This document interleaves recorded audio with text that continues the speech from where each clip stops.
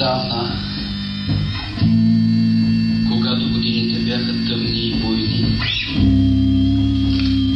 ветрове докарваха черни дъждове, отнасяха портите на къщите, срутваха комините и ги запокитваха върху другите къщи.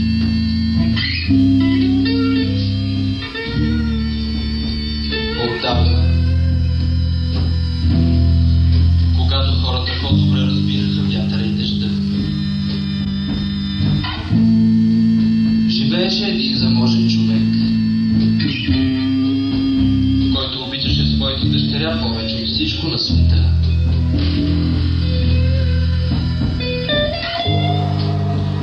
Една нощ, когато черният дъжд дойде със силен вятър, който изкърти много порти и събори много комини,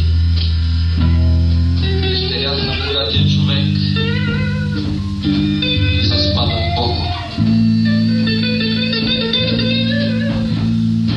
На сутринта никой не можа да я събуди.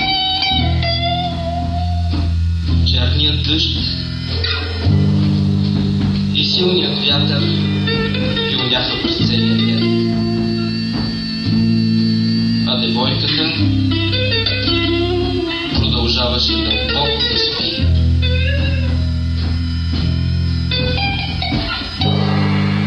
Дойдоха с музика и цветя, мъже и жени, момчета и момичета, нейни приятели. Те пееха песни и я викаха, но тя продължаваше да спи. Ръцете й лежаха на гърдите, лявата върху дясната, също като буквата Х.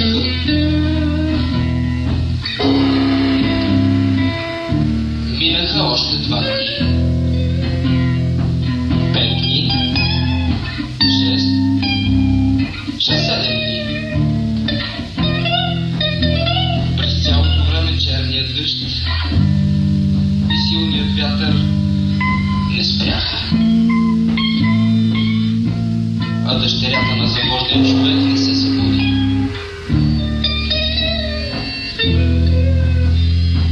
Нито усети диханието на света,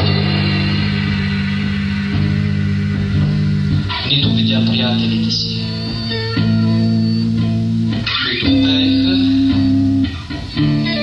и я викаха. Тя беше отхвърлена в сън, а ръцете й лежаха на гърдите, лявата върху дясната, като буквата Х.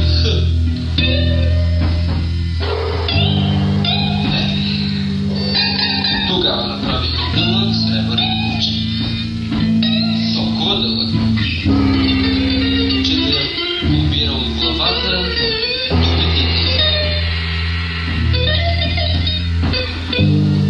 Облякоха заспалата девойка в рокля от синьо сребро. Вързаха в косите и панделка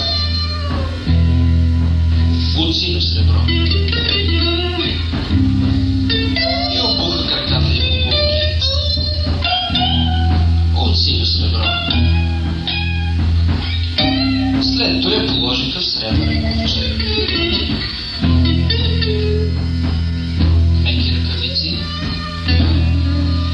от синьо сребро покриваха кръстосаните и гърдите ръце. Лявата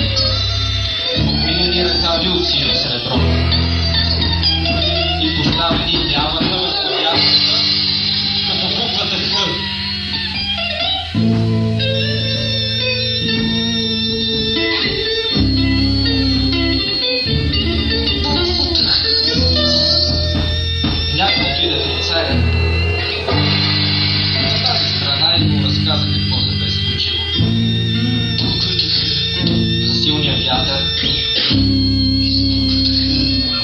и черният дъжд, за дълбокия сън на девойката,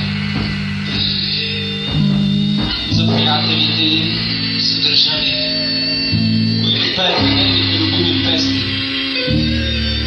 съдържание, за сребърния ковчег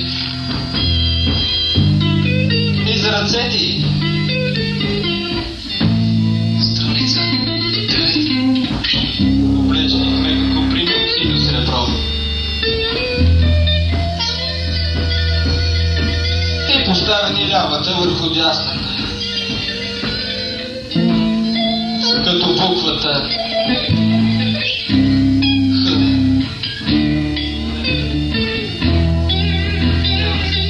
То тогава азбуката нямаше буквата Х.